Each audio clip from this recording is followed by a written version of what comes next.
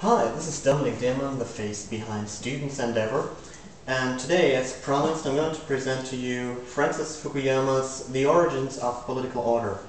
This book has only been released for a couple of months, yet I've taken the liberty of reading through it. It actually consists of four major parts, first of which is the building of a strong state. Then Francis Fukuyama focuses on the rule of law and how it evolved throughout the world, from the pre-human times to up about the French Revolution and the 18th century revolutionary age, industrial revolution, stuff like that. The third part is actually accountability. How can you build accountability within a polity?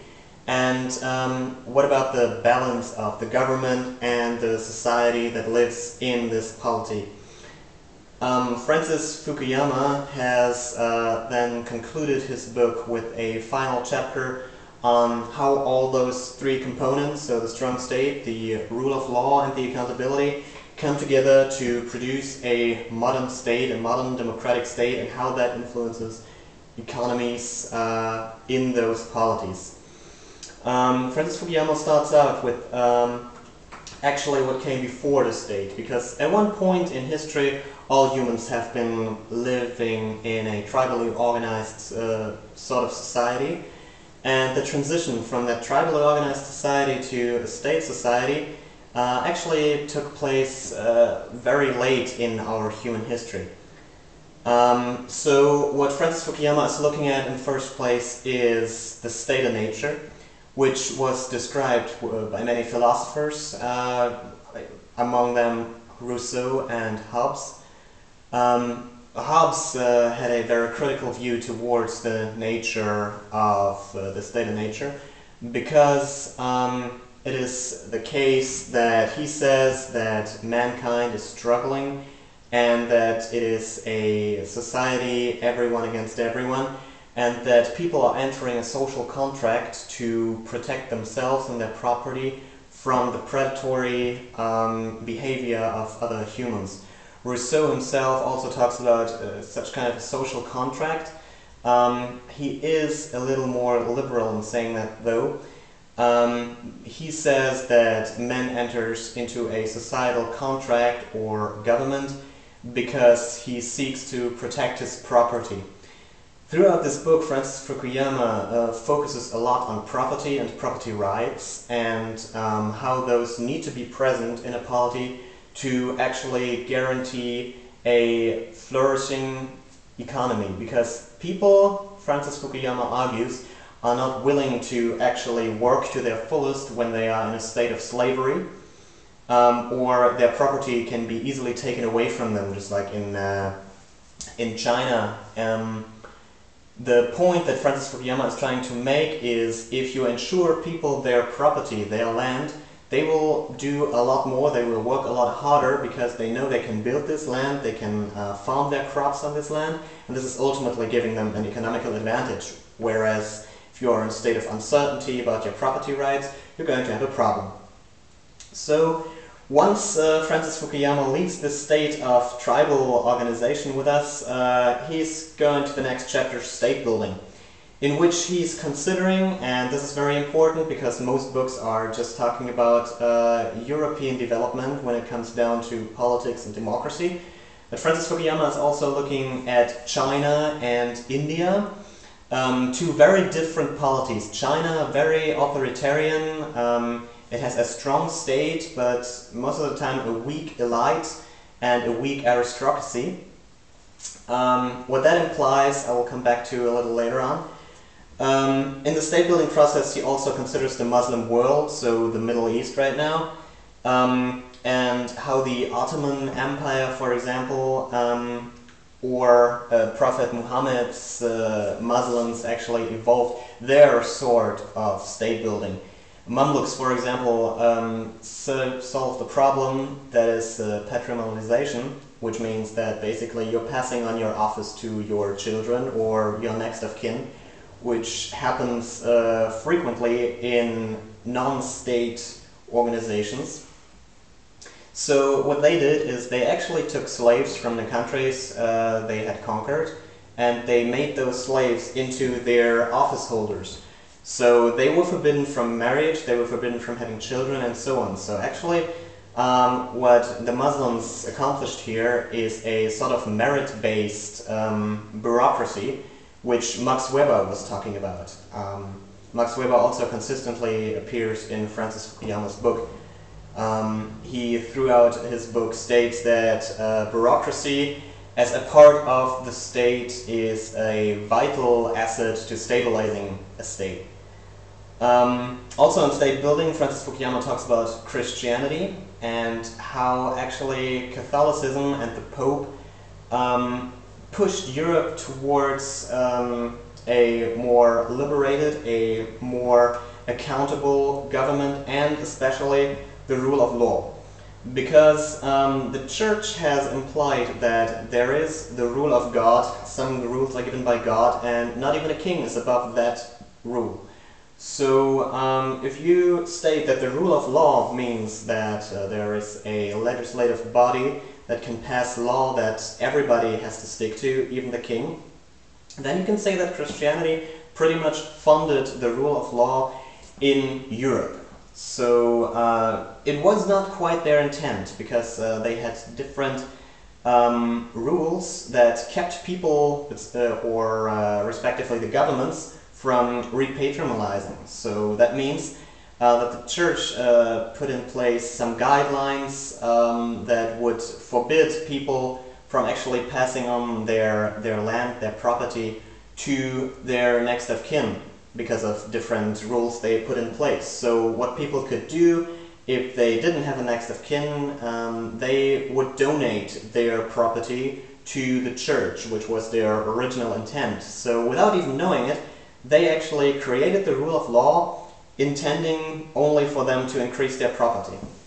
So this is the next point that Francis Fukuyama makes. A state doesn't only need a strong state, we would also need a rule of law, which didn't really take a foothold in Asia, but it did a lot so in Europe, because there was not only a strong centralized state, as in the examples of France or Spain, there were also a really strong society. And when I'm talking about society in the feudal ages, I'm actually just talking about the aristocracy, because they had the only opportunity to actually form governments and rules. So we had, like, on this one hand, a strong centralized state, especially under Louis XIV, the French king. But we also had a very well-organized society that stood against that. And this sort of balance between the state can also lead to a very weak authoritarian state, which means that in the case of France or Spain, they would actually have to sell out their offices, it's called venal office holding, to actually make good on their debts, because they can't force their aristocracy to pay more debt, because they will veto that. So they have to put all the debt burden on the peasants, who can't really pay a lot anyhow, because, you know, they're mostly farmers. So the French and the Spanish get into a lot of trouble on repaying their debt, which sort of got them into a repatrimonialization, because they would sell those venal offices and they were inheritable, so you could pass them on to your next of kin. The next thing that Francis Fukuyama is talking about is accountability.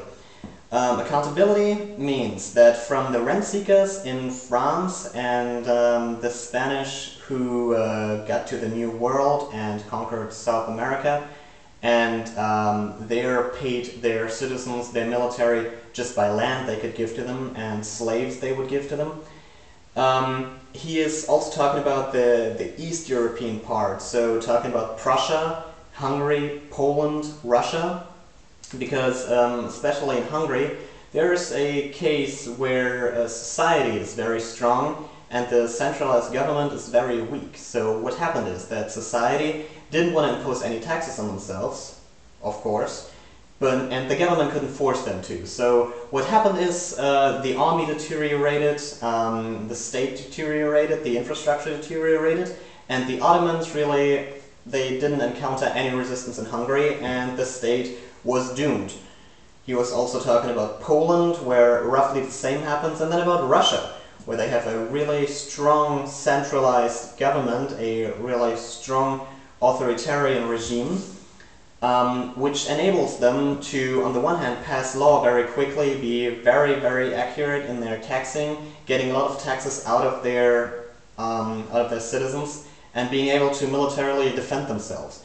However, the problem that Francis Fukuyama states is that there needs to be a balance between a strong state and a strong society. There needs to be a state that is centralized, that can actually act upon certain things, certain actions that happen in the political world, but there also needs to be a very strong society that can put checks and balances on that government.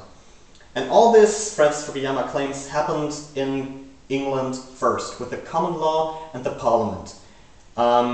The English king was once very authoritarian until the parliament decided to raise their own army and force the king to sign a contract that would allow parliament to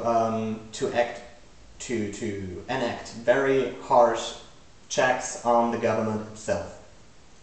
So Francis Fukuyama says is that if all those three things, a strong state, a rule of law and accountability, are present in a state, a way for democracy is very well possible.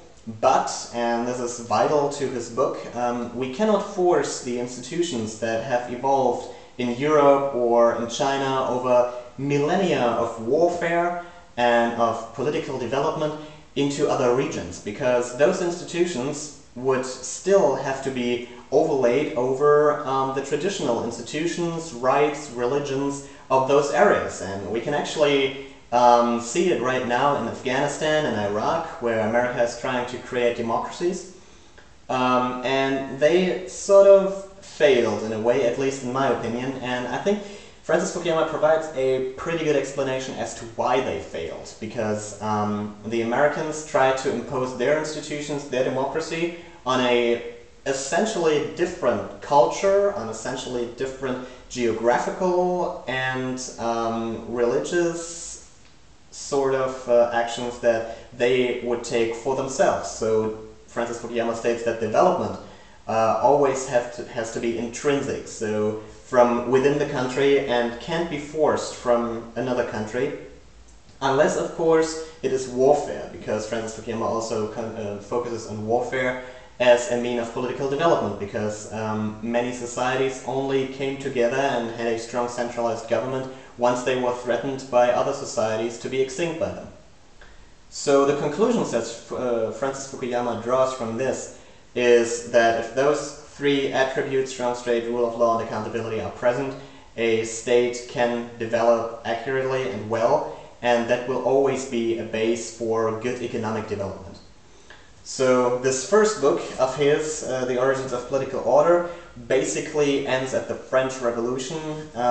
It ends around the end of the 18th century, because after this an era of development, of rapid development starts, as Fukuyama claims, and he's trying to put that in another volume. So from the time of Enlightenment, the French Revolution, and all those revolutions that happened throughout Europe and in America, they have changed the political landscape a lot. So he was able to put all the political changes from pre-human times to the French Revolution in one book, and then the next 200 years he will put in another. So that actually tells us how rapidly changes have occurred within the last 150, 200 years.